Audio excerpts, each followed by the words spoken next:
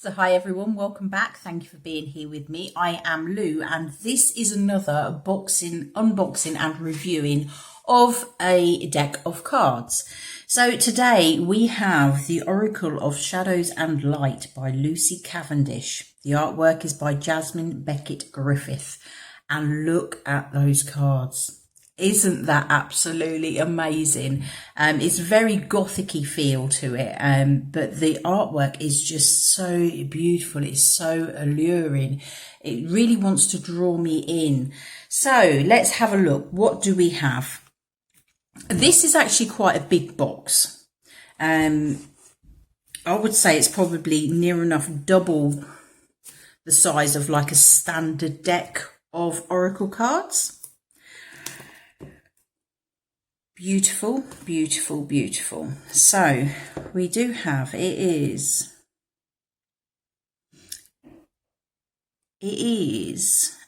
published by, I'll show you on there. We have Beyond Words, Simon Pulse, an imprint of Simon and Schuster, Children's Publishing Division.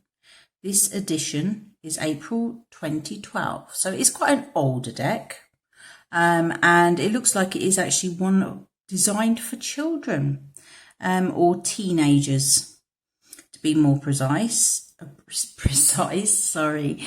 So the recommended retail price is $19.99 US, and that is $26.99 Canadian dollars. Here in the UK, I bought it for about £15, which is a lot cheaper than what is actually recommended.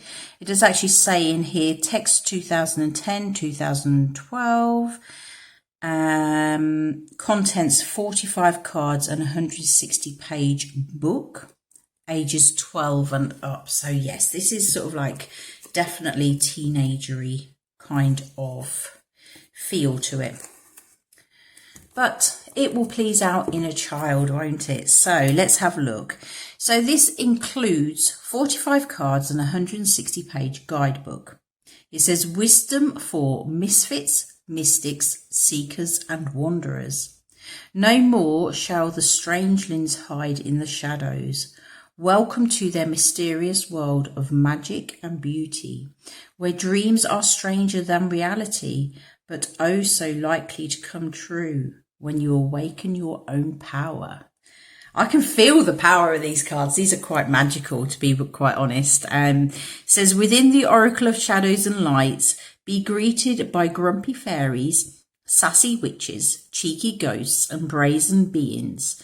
Quirky, haunting and shadowy sweet, these tell it like it is magical messengers act as your unsettling yet irresistible guides to the diverging paths before you. Discover answers to all your questions, big or small. Develop your inner strength, intuition, and find happiness and belief in the unique and amazing individual you are. Author Lucy Cavendish and artist Jasmine Beckett Griffith presents 45 otherworldly cards and an in-depth guidebook which explains the messages of these alluring beings, as well as offering step-by-step instructions on how to give accurate and powerful readings for you and your friends. All you have to do is walk through the veil and enter the magical world of shadows and light. I think these are going to be beautiful, to be quite honest. I am getting that real strong pull to these. It does say develop your inner strength, intuition, and find happiness and belief in the unique and amazing individual that you are. And that is what I am about. I use these cards to empower people, to get them to bring out what is actually at their soul, the soul depth, the truth, the uniqueness, their the essence of individuals. So these to me are just like, wow. So let's dig in anyway.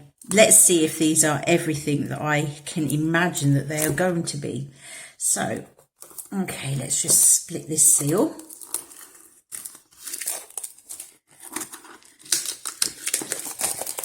There we go. Let's dig into these.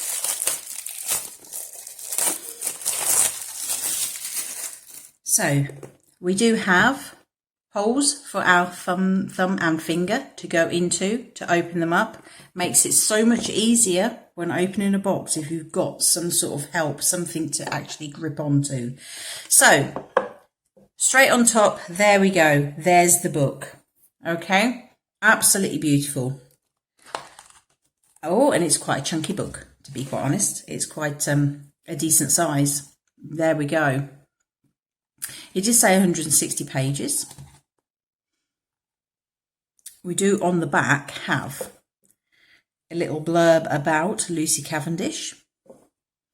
We do have a little blurb about the artist Jasmine Beckett Griffith as well. So that is all on the back cover.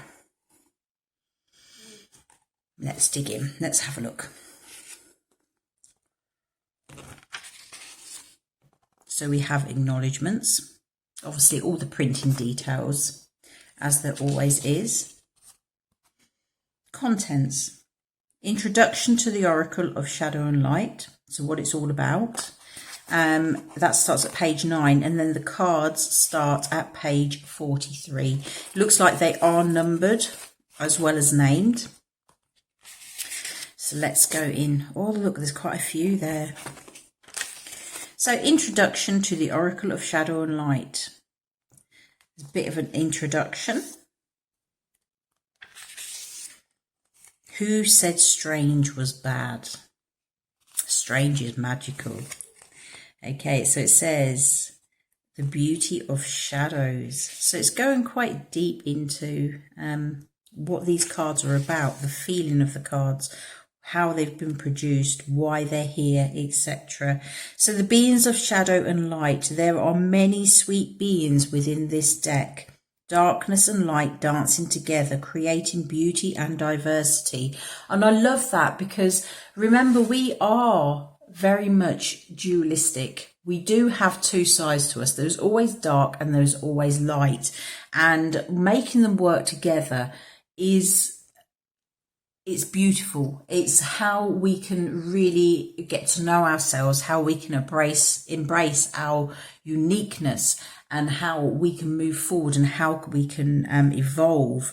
It says one of the most endearing is the dried flower fairy, who will show you your happy memories one by one till you understand how blessed you are.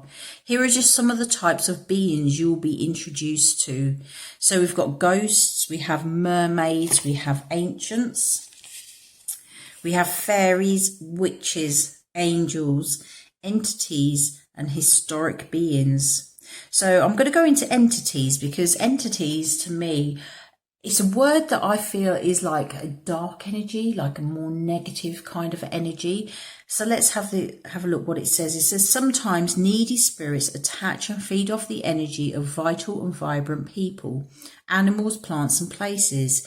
It can be simple to detach from them, and it is essential to remind yourself that fear only increases their hunger and satisfaction. Blame and judgment do no good either. Like the beings of faceless ghosts and the haunted girl, they can be ones to be wary of. The cards in this case are warning you to be wary of beings like this and of humans who display the same parasitic attributes. Okay, so as I said, it's sort of like that darker, heavier energy. And these are basically just saying that these cards are just warning you against that. So it would be things like telling you to make sure you've got your boundaries in place, make sure that you are putting on spiritual protection every day and topping it up as and when it's necessary. Make sure that you are connecting to people that are the same as you, that have got the same values as you, the same outlook of life as you. Not attaching to allowing people of like a lower vibration to come into your life and steal your energy away from you. We're basically talking energy vampires here for those that are in the know and understand what I'm actually talking about at this point. Okay, so it says, where are these beings from? So there's actually quite a lot in here. It says how to work with the Oracle of shadows and light. What is the purpose of this oracle? How to approach this oracle? How to conduct a reading? And here we go. So we have 5 spreads using the oracle of shadow and light. So we have a simple 3-card spread, which is the past, present, future spread, which pretty much everyone knows, and it's one of the most common. Quite simple. We then have a simple Celtic cross spread. We then move on to a 4-card, the hidden and revealed spread. Does it go into...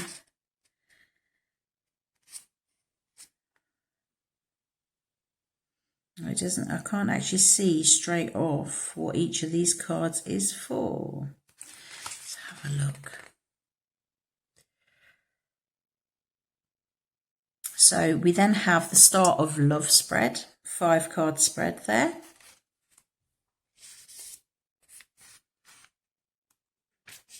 And a Solve a Problem spread, which could be very interesting. So it says about leaping cards. I would just say, regardless of what the book says, if you work with leaping cards, then use them. If you use them as the main cards, use them as the main cards. If you set them aside as a separate message, set them aside as a separate message. Always, when you are pulling cards, use your own intuition to decide whether that card is for the spread or whether it's an additional card, whether it's a clarifier, etc. Once you start using the cards and you become aware of the way the angels, the spirit, the universe works through you, you will know what these cards are. So have a read of it, see what it says. But if it doesn't resonate with you, don't worry about it. We are all unique. We are all ourselves, and we are that way for a reason. We're meant to be unique.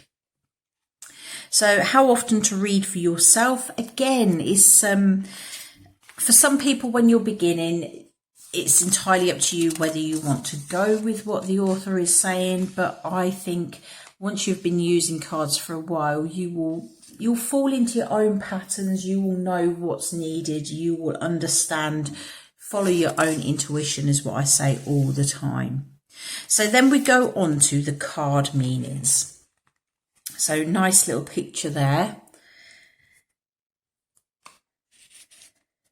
And we have card 1, Ghost of the Pumpkin Patch, message, count your blessings. So we have a little picture of the card. It is a black and white one. And then it goes on about the ghost of the pumpkin patch. Gives you some details. It says then another bit, the ghost of the pumpkin patch speaks. And then the divination meaning. So we'll have a look at that when I actually pull a card. So as we can see, there's a good 3 pages for each of these cards. That one's only 2, but they're not short little messages. They look like they're a chunky size. Let's have a look, but they're all pretty much the same. Oh, we do have Kali in there. I am Kali. From death comes rebirth. Okay, so yeah, the Hindu goddess of birth, death and rebirth.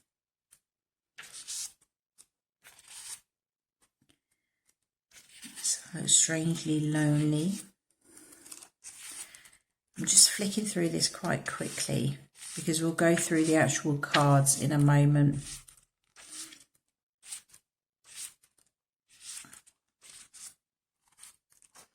Lady with a Bosch egg. Ancient wisdom. Wow. Let's have a look. Okay, so do these go right to the end, or is there anything else at the end? Pink Lotus Fairy, a time for spirit. I like that one. It'd be interesting to see that as the card. I can imagine that's quite a beautiful one. Witch at the end of the world. That's the very last card in the book. An important end and new beginning. So yeah, that's very apt, isn't it? So at the end, we just have a bit about the author, which is a bit unusual being as we've got it on the back as well. So, and a bit about the artist, which again is on the back, but there we go. So I'll move those aside as we look at these cards. So as you can see, the cards are actually smaller than the box. As I said, it is quite a big box. The cards are the larger size cards. I do feel they'll probably be a bit of a stretch for my hands. If you've got bigger hands, then you may be able to do it. I possibly would be able to, but it might be a bit of a stretch. So I feel that I would actually shuffle long ways with these. So we do have a piece of paper which has been folded to hold these in place. I'm going to take the sellotape off. So more environmentally friendly than the plastic, which some of the decks use. And there's the back of them. Look at that. I'm just feeling like the key to the truth, the key to unlocking your future, etc. I love keys and locks. So there we go. Let's have a look at these beautiful cards. So we have number 1. Key of the pumpkin, I'm stuck on keys now. Right, Ghost of the Pumpkin Patch, count your blessings. Fairy of the Divine Hand, intoxication, distortion, view, and overindulgence. We have Sea Beacon Fairy, guidance. Where will it lead you? Sorry. We have the Snow Angel. The signs are with you already. So these are sticking a bit. I do believe it is just because they are new cards. They're not sticking so that they're actually damaging the cards or anything. I do believe it is just because they are new. They've been sat in a box for a while. So we then have Out Trick or Treating. We're here. Autumn is my last chance. Please don't lose hope. Poe. Time for change, to learn something new, to use technology and gadgets with wisdom. Grumpy Red Fairy, be your true self. 3 Witchy Sisters, the power of 3. Oh, these ones are actually turned over. So 19 and 20. Right, we'll put those there because they're out of order now, aren't they? So we'll have a look. Eclipse Mermaid, a powerful energy shift. Dried Flower Fairy, sweet memories. Winged Seer, you see clearly, clairvoyance. I am Callie, from death comes rebirth. It's that beautiful, powerful blue. So although Callie is quite a strong energy, the blueness of it sort of like calms it down a bit. It gives you that sense of freedom, that sense of light, that sense of I'm just feeling clarity, etc. We have Marie Masquerade, glamour, intrigue and drama. Mildew Fairy, clean up time. We have Angel de los Muertos, transitions to the spirit realm. Strangely lonely, holding on way too tight. Violet Duchess, stifled, bored and stuck. Then we'll put these 2 back in its place. Okay, Amara the Mahun, Aloha Healing. Fairy of the Highlands, it's time to be brave. Angel of Alchemy, Miracle. Voodoo in blue, back off. Look at her face. Back off, leave me alone. Violet Angel, Breaking Dawn. Lantern Fairy, a clear solution. Sewer Mermaid, your sensuality is beautiful.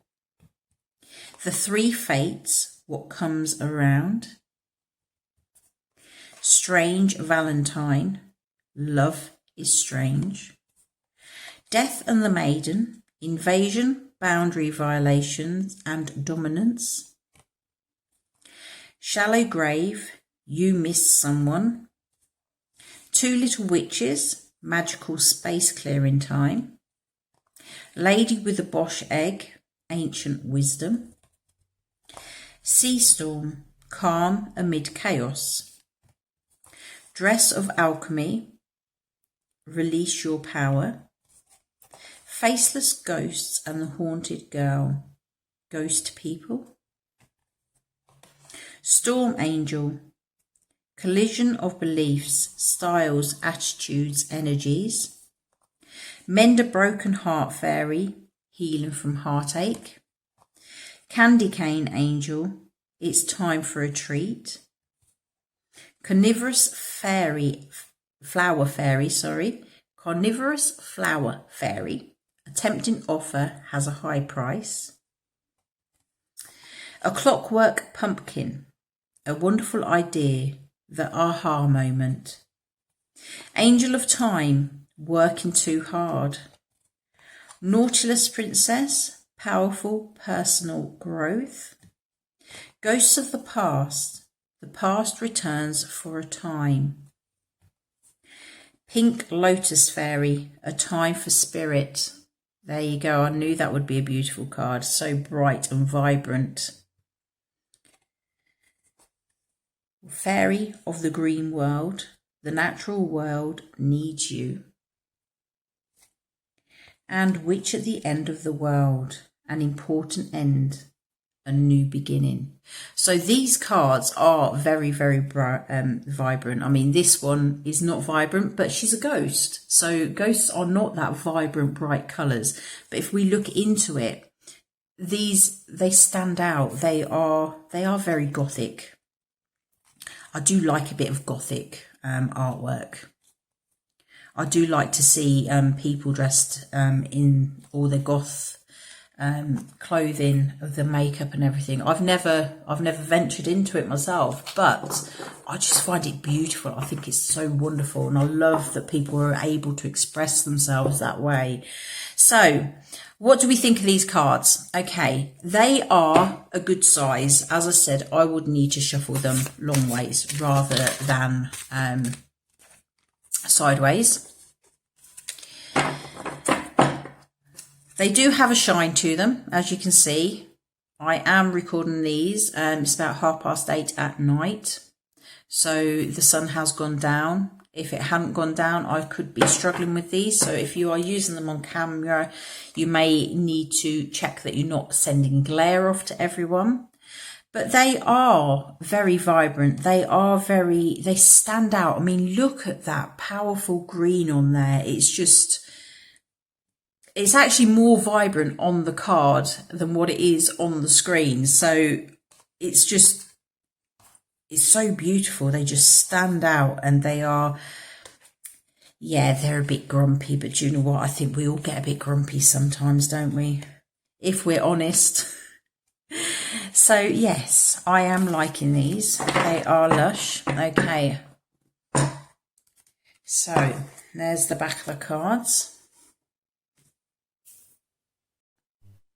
Okay, so I just had a little pause there because my video does actually cut out after about 25 minutes. So I didn't want to be starting to pull a card and then have the video cut out. So I will do it in 2 parts. So now we're going to do some shuffling. Let's see how these shuffle, shall we? Yeah, no problem there. There was a bit of sticking. Just give them a bit of a bend, as you see when I was going through them. And yeah, now they're flowing lovely. There's no problems there at all. They are, yeah, fantastic. Let's have a look at one card. Okay, so they're not overly flimsy. They're not overly solid. They're sort of like a middle, sort of like weight of paper. They are flexible enough that you can actually shuffle them, but they're not too hard that you can't, that they don't flow freely. I'm feeling that they are actually quite free flowing. So Yeah, there you go. As you can see, they are flowing lovely. So I'm going to call on the angels, the guides, keepers of the light. Please guide us at this time. What message above all messages is in the highest good for us to receive today? Which one message above all messages do we as a collective need to see today? There we go. Just one message, please. One message above all messages.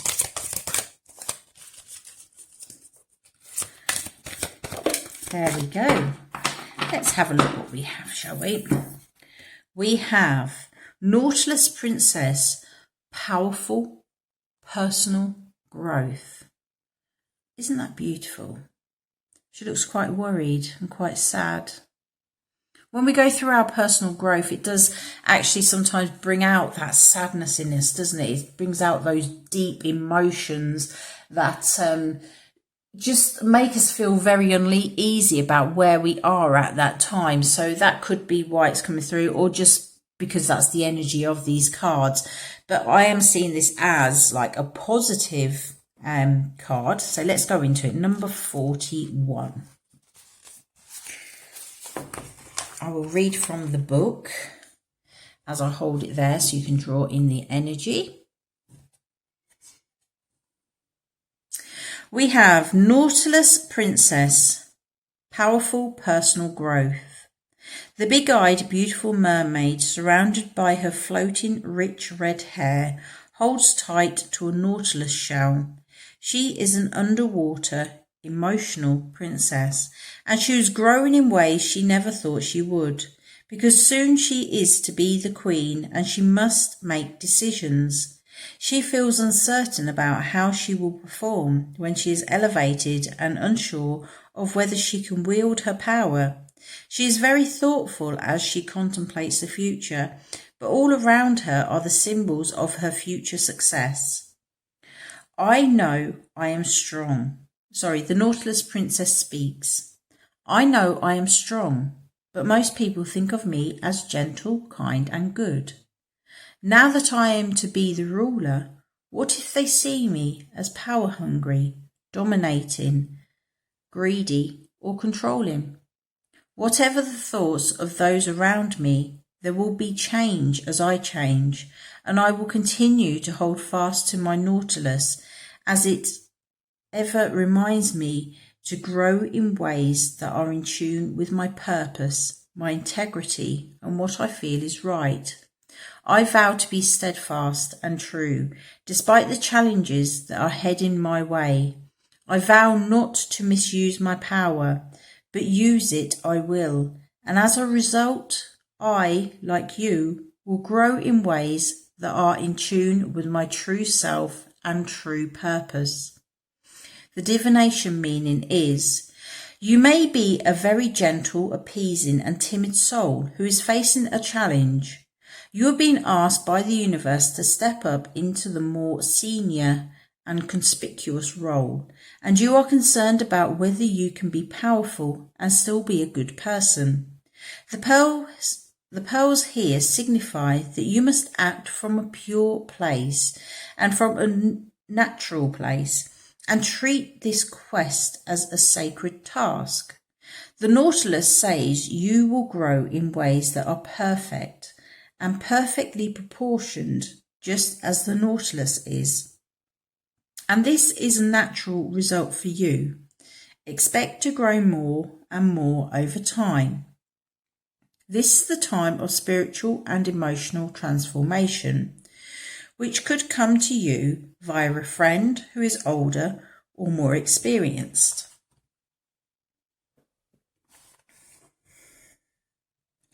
She will share her skills and some of her secrets with you. You could be about to experience a deeper friendship. Meet a teacher who really opens your mind to a new realm of discovery, or find a trainer who can coach you in such a way that your potential blooms strong and fast.